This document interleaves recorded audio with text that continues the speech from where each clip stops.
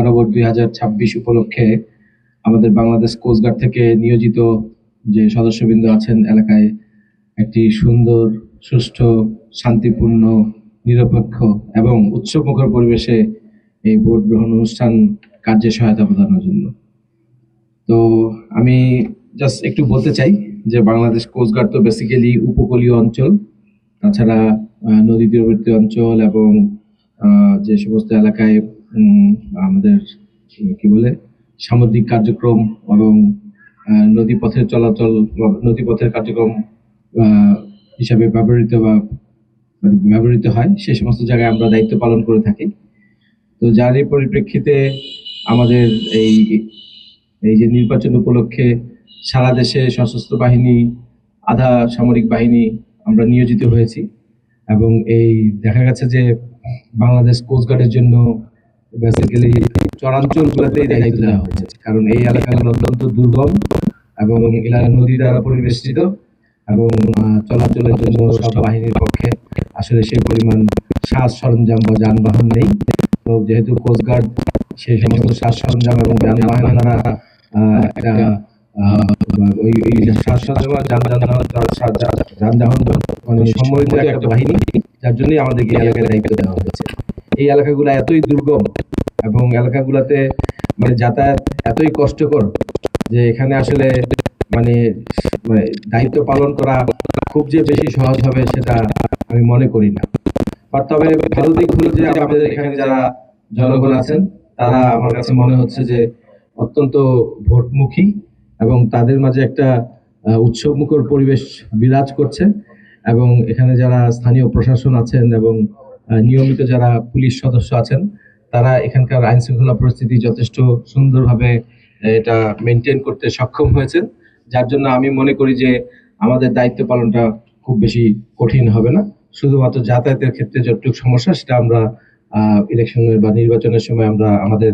যতগুলো ব্যবস্থা আছে তা নিয়ে আমরা চেষ্টা করব যে যাতে সবকিছু সুন্দর এবং ভালোভাবে সম্পন্ন হয়। আপনারা জানেন যে এবারের ইলেকশনটা অত্যন্ত একটা অন্য ধরনের পরিবেশে আয়োজিত হতে যাচ্ছে, কারণ দেশের এখন যে পরিস্থিতি এটা একটা ডিফারেন্ট টাইপ অফ পরিস্থিতি, এরকম পরিস্থিতি সবসময় থাকে না। আর গত যে 3টা ইলেকশন হয়েছে আমরা জানি যে সরকারের আমলে ইলেকশন হয়েছে সে সময় সেই ইলেকশন বা নির্বাচন নিয়ে মানুষের মনে অনেক ধরনের দ্বিধাদ্বন্দ্ব রয়েছে। তো আমরা আশা করছি যে এবারের পরিবেশটা হবে অত্যন্ত নিরপেক্ষ এবং যদিও কিছুটা আশঙ্কা আছে, বাট আমাদের নিয়মিত পেট্রোল এবং লোকজনের সাথে ইন্টারাকশন এবং সার্বিকভাবে আমাদের যে প্রশাসন আছে তাদের সহায়তার মাধ্যমে আমি মনে করি আমাদের কাজ সহজ হয়ে যাবে। আমরা এবারের ইলেকশনে সাধারণত যে সমস্ত কার্যক্রম করে থাকি পেট্রোল, তার পাশাপাশি আমরা অনেক ধরনের ব্যবস্থা সরকার থেকে পেয়েছি। যেমন আমরা একটা সুরক্ষা অ্যাপ এবার আছে, যেটার মাধ্যমে যে কোনো ধরনের সমস্যা হলে, ভোট গ্রহণের সময় যে কোনো ধরনের সমস্যা হলে সেটার সাথে সাথে সর্বোচ্চ মহল পর্যন্ত পৌঁছে যাবে সেটার তথ্য, এবং যারা এটার প্রেক্ষিতে এটা রেসপন্ড করা দরকার তারা তৎক্ষণাৎ সেই এলাকার অবস্থান জেনে সেই এলাকায় যে এই পরিস্থিতি নিয়ন্ত্রণে কার্যক্রম থাকতে পারবে। এছাড়া বাংলাদেশ কোস্টগার্ড ড্রোন সহ বিভিন্ন উন্নত মানের কমিউনিকেশন ব্যবস্থা নিয়ে আমরা ইভেন এই এলাকাতেও এসেছি, যাতে আমরা যে কোনো ধরনের মানে আশঙ্কা বা গোলযোগের পূর্বাভাস আমরা মনিটরিং এবং সার্ভেলেন্সের ভিতরে পেতে পারি। তাছাড়াও আপনারা সবাই জানেন যে সরকার প্রত্যেকটি কেন্দ্রে সিসিটিভির ইনস্টলেশনের ব্যবস্থা করেছে, যাতে যদি কোনো ধরনের কোনো দুষ্কৃতিকারী এখানে কিছু করার প্রচেষ্টা করে বা কোনো কিছু করে সেটা আমরা ডিজিটালি আমরা রেকর্ড করতে পারবো এবং সেটা আমরা পরবর্তীতে এটাকে কাজে লাগিয়ে দুষ্কৃতিকারীকে দমন করতে পারবো। তো